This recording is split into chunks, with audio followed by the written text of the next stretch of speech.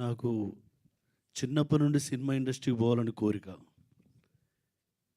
కానీ ఈ వయసు వచ్చిన తర్వాత ఇద్దరు అన్నల్ని, మా బావని, అమ్మ, నాన్నని వాళ్ళని పోగొట్టుకొని నేను ఇక్కడికి వచ్చిన తర్వాత వాళ్ళంతా ఒకటై నాకెంతో ధైర్యాన్ని ఇచ్చిన సముద్రన్న, ఊరికనే నేను అన్నతోటి నా కోరిక నా చిన్నప్పటి నుండి సినిమా సంగీతం చాలా సినిమాలకు రాసిన దాసనారాయణరావు గారు నీకు 2 సినిమాలు ఇస్తారా నువ్వు మ్యూజిక్ చేయాలని చెప్పి అన్నారు.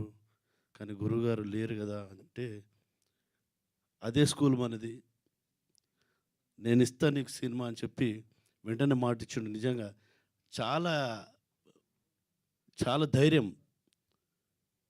నేను అప్పుడే పరిచయం నాకు సంగీతం ఇస్తా అని చెప్పి అనడం చాలా గొప్ప విషయం, చాలా గొప్ప మనసు అది. అంత మంచి మనసు గెలుచుకోవడం, ఆయన పక్కన నిలుచోవడం నిజంగా నా అదృష్టంగా భావిస్తున్నా. రామజన్మభూమి దాంతోని ఆ రామజన్మభూమి సినిమాతో వచ్చిన డబ్బులతో 15 సినిమాలు తీస్తాడన్న ఖచ్చితంగా.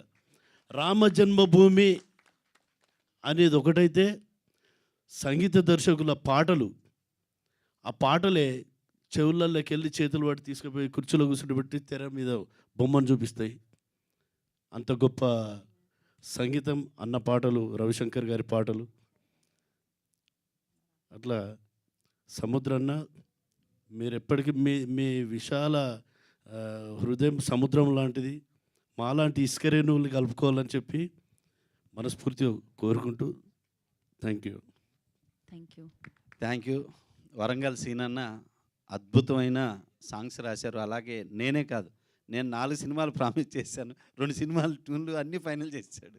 అలాగే నెక్స్ట్ మా శివన్న, రవన్న అందరం నీకు తోడున్నాం. నువ్వు ప్రపంచవ్యాప్తంగా ఇండియాలో మరొక నా చేతి నుంచి మంచి డైరెక్టర్లు. నేను అన్నను కలిసింది రవణ వాళ్ళ ఇంట్లో. రవణ తీసుకుపోయి సముద్రాన్ని చేతులు పెట్టాడు, కానీ నేను రవణకు దొరకకుండా అయిపోయినా.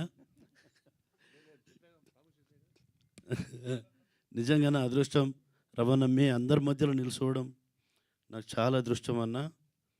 మీరంతా నాకు అమ్మ, నాన్న, అన్నలై ఎప్పటికి నాకు సపోర్ట్గా ఉంటారని చెప్పి శ్రీరామచంద్రమూర్తిని మనస్ఫూర్తిగా కోరుకుంటున్నాను.